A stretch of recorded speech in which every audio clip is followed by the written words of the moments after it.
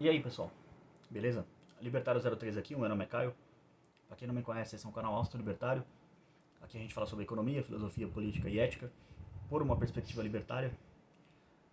Antes do assunto do vídeo de hoje, aquele padrão de sempre, comenta, compartilha, se inscreve, checa os links na descrição, tem todas as redes sociais do canal e os links para apoio financeiro, qual você pode apoiar através de Nano, Bitcoin e Shitcoin, através da doação da moeda estatal, via Pix. Bom, hoje eu vou continuar a leitura comentada do livro Uma Teoria do Socialismo e do Capitalismo, que está aqui na minha mão, está invertido para vocês, mas ou pelo menos para mim, não sei como é que fica, depois eu tenho que ver no vídeo. Eu vou continuar a leitura comentada dele, mas eu vou fazer algumas modificações na forma que eu estou fazendo, de certa forma. Eu vou explicar o que está acontecendo para vocês entenderem. O meu celular, por algum motivo inexplicável, ele corta o vídeo de um determinado tempo. Então isso deixa o vídeo um pouco estranho, e eu tenho que ter um trabalho extra de juntar as duas partes do vídeo, o que faz com que o vídeo em si fique maior e ao mesmo tempo isso me faz perder muito tempo. Então me torna menos improdutivo porque eu tenho que fazer uma coisa que normalmente eu não faço, que é fazer a edição dos vídeos. Então eu vou fazer o seguinte, em vez de eu lançar um vídeo longo de, sei lá, 40, 50 minutos, comentando o capítulo inteiro, que vai ser o capítulo 3 hoje, eu vou fazer o seguinte, eu vou fazer esse vídeo com 15 minutos, a hora que der mais ou menos eu paro, e aí eu solto a parte 2, parte 3, parte 4, enfim, eu não sei quantas partes isso vai ter, porque meio que eu tô improvisando ao longo do caminho. Eu quero fazer 10 vídeos pra, tipo, improvisa e vamos ver o que dá. Então, talvez isso aqui seja, tipo, 3 ou 4 partes, eu não sei como é que vai ser, mas enfim. Pra não ser muito mais partes, vamos parar de enrolar e vamos começar a leitura aí. Só fazendo um resumão, assim, um apanhado geral pra quem tiver perdido, mas a playlist estará aqui na descrição com todas as partes. Basicamente, o que o Hope falou no capítulo 1 e capítulo 2? Capítulo 1, basicamente, ele falou, tipo assim, eu vou falar disso, disso, disso, disso, e no capítulo 2 ele pegou disso, disso, disso, e saiu definindo, dando os termos pra, tipo assim, ó, quando eu estiver falando disso, eu estou querendo dizer isso, porque o capítulo 2 eu já defini isso como isso. Então, se você quer atacar a tese desse livro, use os termos que o autor está usando. Se você quer entender os termos que o autor está usando, volta no vídeo 2. Playlist na descrição. Vídeo 1 é só basicamente introdução. Mas vejam também, ajuda. Afinal, esse livro não é nada pequeno, então, e é complexo, então me ajuda aí. Mas vamos lá, enfim, capítulo 3, então depois do Hope passar para da introdução, definições, ele começa a definir o que é o socialismo, basicamente. E o capítulo 3 é o socialismo ao estilo russo, ou seja, o socialismo marxista, o qual ele vai se dedicar a analisar aqui. Então, começando a leitura aqui. Definimos socialismo como uma política institucionalizada de redistribuição de títulos de propriedade. De forma mais precisa, socialismo é uma transferência de títulos de propriedade de pessoas que realmente utilizaram recursos escassos, de alguma forma, ou que os adquiriram contratualmente de pessoas que o fizeram anteriormente para terceiros, que nada fizeram com as coisas em questão e que nem o adquiriram formalmente por contrato. Ou seja, o que o Hope está querendo dizer aqui?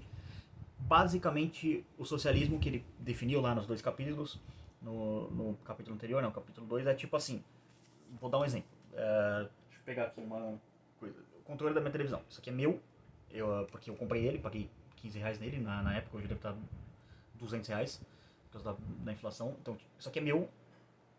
Eu não produzi ele? Não, eu não produzi ele, mas eu fui lá e comprei, então, portanto, ele é minha propriedade. Então, se alguém quiser tomar isso aqui de mim, ou tomar isso aqui de mim de fato, além de ser roubo, o nome disso é socialismo, porque, enfim, socialismo em última análise é roubo, se você parar pra pensar. Enfim, continuando aqui. Em relação ao mundo altamente real, o Jardim do Éden, isso aqui ele explica no segundo capítulo, a conceituação disso. Então, de novo, quem estiver acompanhando já entendeu. Se você caiu de paraquedas aqui, eu fortemente recomendo que você volte nos 2 primeiros vídeos. A não ser que você queira seguir, depois você vê esse vídeo e volta nos 2, enfim, aí é com você. Mas, enfim, eu fortemente recomendo que se você caiu de paraquedas nessa parte, volte para o começo. É tipo aquela coisa, volte 3 casas, no caso 2, né, que são os 2 vídeos. Enfim, continuando. Chamei a atenção para as consequências socioeconômicas de tal sistema de atribuição de direitos de propriedade, uma redução do investimento no capital humano e o aumento dos incentivos para o desenvolvimento de tipos de personalidade improdutivas. É o que resgatando a frase que o Hope usa, é transformar filósofo em bêbado, basicamente. Ele usa essas palavras. Seguindo. Agora eu pretendo ampliar e concretizar essa análise do socialismo e seu impacto socioeconômico, analisando diferentes versões, ainda que igualmente típicas, do socialismo. Nesse capítulo, irei concentrar-me na análise daquilo que a maioria das pessoas passaram a ver como socialismo por excelência, se não o único tipo de socialismo que existe, provavelmente o ponto de partida mais adequado para qualquer discussão sobre o socialismo. Este socialismo por excelência é um sistema social no qual os meios de produção, ou seja, Os recursos escassos usados para produzir bens de consumo são nacionalizados ou socializados. De fato, enquanto Karl Marx, e assim como ele, a maioria de seus contemporâneos intelectuais de esquerda, estavam quase exclusivamente preocupados com a análise das falhas econômicas e sociais do capitalismo, e em todos os seus textos fez apenas alguns comentários gerais e vagos sobre o problema estrutural da organização do processo de produção sob o regime socialista, a alternativa supostamente superior ao capitalismo, não pode haver dúvida de que é isso, a socialização dos meios de produção. Calma aí que eu me perdi aqui. Que ele considera a pedra angular de uma política socialista e a chave para um futuro melhor e mais próspero. Consequentemente, a socialização dos meios de produção tem sido defendida desde então por todos os socialistas da persuasiva ortodoxia marxista. Não é apenas isso que os partidos comunistas do Ocidente têm oficialmente reservado para nós, embora tenham se tornado cada vez mais relutantes em dizê-lo para que não atrapalhe o objetivo de conquistar o poder. Ou seja, isso aqui é basicamente o Hoppe colocando uma questão que a retórica deles mudaram, mas o objetivo não. Ou seja, deixou de ser, vamos literalmente, espero que o YouTube não me boicote por isso, mas vamos fuzilar a burguesia pra, tipo, não, gente, igualdade, paz e amor, socialismo e amor, entendeu? É um cinismo deslavado, mas, enfim, a gente tá lidando com psicopatas, né? Então, é natural que um psicopata seja um cínico também. Seguindo aqui. Em todos os partidos socialistas e sociais-democratas ocidentais também existe alguma minoria mais ou menos numerosa, sincera e eloquente, com alguma influência que apoia ardorosamente esse regime e propõe a socialização, se não de todos os meios de produção, pelo menos dos pertencentes às grandes empresas e grandes indústrias. É a galera do taxa os ricos, bilionário não deveria existir, percebe como isso aqui, apesar de ser 1980, mais ou menos década de 80, ainda 40 anos depois ainda é relevante, mais ou menos 40 anos.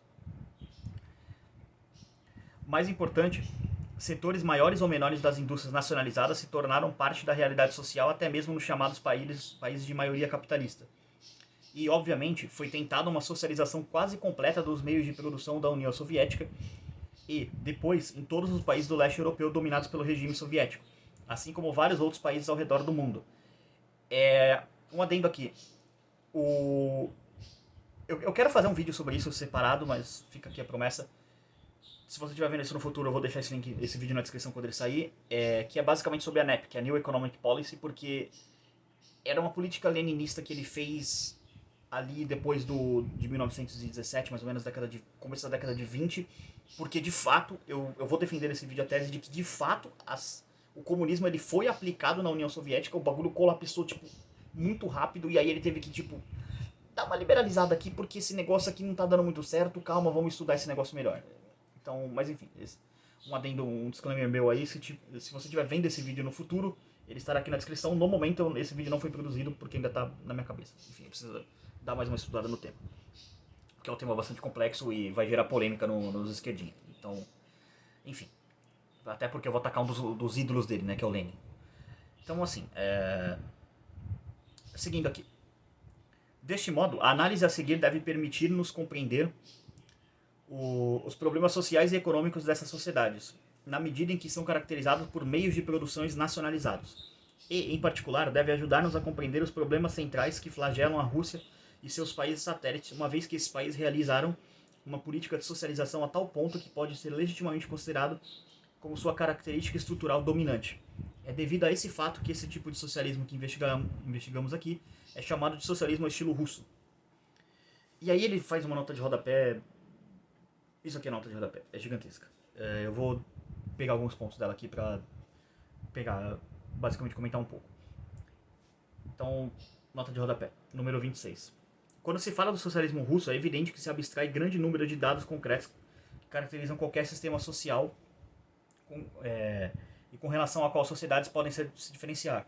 O socialismo de estilo russo, aquele que foi denominado por Max Weber como um tipo ideal, chegasse até ele através da intensificação unilateral de um ou vários aspectos e através da integração dentro de uma representação conceitual imanente e consistente de uma multiplicidade de fenômenos individuais difusos e distintos. Aí ele cita a obra aqui, que Max Weber, que está em alemão, e eu não vou arriscar ler em alemão porque não está na minha lista de competências. Mas enfatizar o caráter abstrato do conceito de maneira alguma pode significar...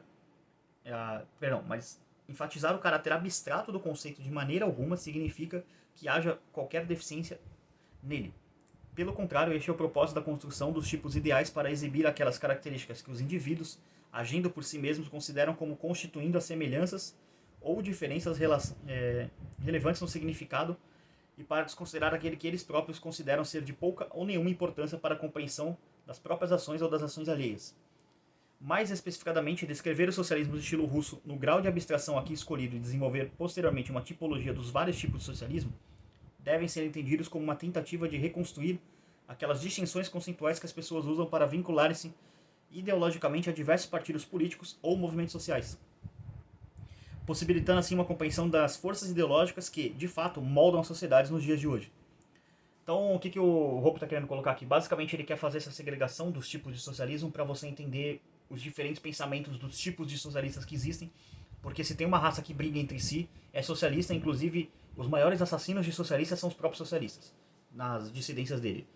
Se você parar para pensar, na verdade, a Segunda Guerra foi basicamente uma guerra de 3 modelos socialistas. O socialismo conservador americano, quatro, na verdade. O socialismo conservador americano, o socialismo do bonde do bigodinho, o socialismo da turma do fascismo, o socialismo conservador americano e o socialismo russo, o socialismo soviético, basicamente. Então, era 4 grupos socialistas disputando a hegemonia. E o socialismo conservador prevaleceu.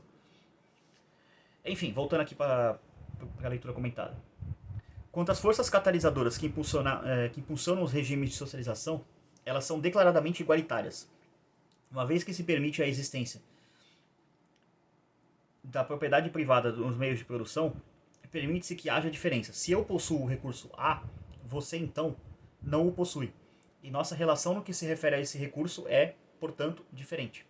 Ou seja, voltando ao exemplo do controle. O controle da televisão, eu possuo ele. Se você não tem ele, você não possui. Ah, mas eu não sou o dono do meio de produção. Então eu não consigo produzir esse controle. Por quê? Porque a empresa que tem lá, o bagulho para produzir controle, não é minha. Se ela fosse minha, seria uma coincidência de eu ser o dono de uma empresa de produção de controle e eu ter comprado um controle.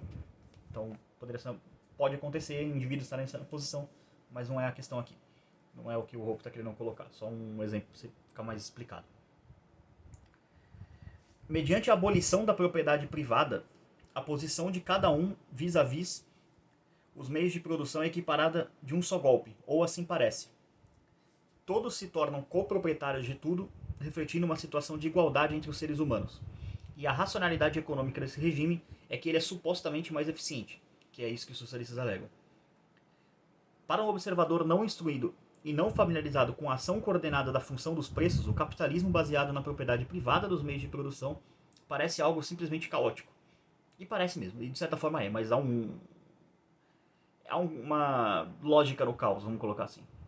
Parece ser um sistema imprevidente caracterizado pela duplicação de esforços, por competição ruinosa e pela ausência de acordo e de ação coordenada. Os marxistas o qualificam como uma anarquia de produção de maneira depreciativa. Aqui eles tentando desmerecer o capitalismo, basicamente.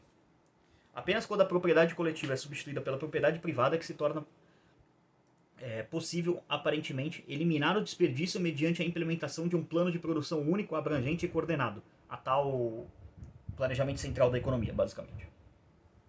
Só arrumar o cabelo aqui porque está incomodando. Enfim. Voltando aqui. Mais importante, porém, do que a motivação e as promessas é de que a socialização dos meios de produção realmente significa. E aqui o Hoppe sugere você lerem o livro Socialismo do Mises, sugiro mesmo. Inclusive um dia eu vou trazer ele aqui para o canal de leitura comentada, se esse dia no futuro chegar, a playlist estará na descrição. As regras de propriedade que são adotadas sob uma política de socialização e que constituem os princípios básicos legais de países como a Rússia são caracterizados por 2 aspectos complementares. Primeiro, ninguém possui os meios de produção socializados, eles são propriedades sociais, o que significa dizer exatamente que a nenhuma pessoa, a nenhum grupo de pessoas, nem a todas elas juntas é permitido adquiri-los ou vendê-los e manter privadamente as receitas de suas vendas. Seu uso não é determinado pela pessoa como se fosse proprietário, mas como um zelador. Segundo, a nenhuma pessoa ou grupo de pessoas é permitido se envolver novamente no investimento privado e criar novos tipos de produção privados. Eles não podem investir para converter em recursos produtivos os já existentes recursos não produtivos seja através de capital próprio poupado, seja pela congregação de recursos com outras pessoas ou pela combinação de ambas. Os investimentos só podem ser realizados pelos zeladores das coisas, nunca visando o lucro privado, mas sempre, mas sempre em nome da comunidade de zeladores com quem teriam que ser divididos os prováveis lucros dos investimentos. Ou seja, isso aqui é basicamente o que o Hope está querendo colocar aqui, e eu já vou cortar essa parte e seguir com a explicação. Para quem não pegou, vamos colocar. Você é dono de uma coisa, pensa você assim como um dono de uma fábrica. E aí quando chega o regime socialista, basicamente aquela fábrica não é mais sua, mas entra uma galera que vai decidir o que vai ser feito com a sua propriedade. Entenderam?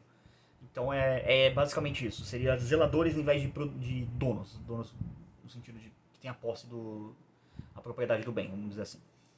Então é isso aqui. Eu vou cortar o vídeo agora nessa parte. Vai ser a parte capítulo 3, parte 1. Então parte 2 vai vir logo na sequência, que eu vou voltar já para exatamente desse ponto. Quem estiver acompanhando aí, estamos na página 35, no finalzinho dela, que é quando o Hope vai desenvolver a explicação. Então eu cortei esse ponto para começar a explicação no próximo vídeo. Mas enfim, queria agradecer a todo mundo que assistiu esse vídeo. Por essa parte é isso, aguardo vocês na próxima. Tchau, tchau.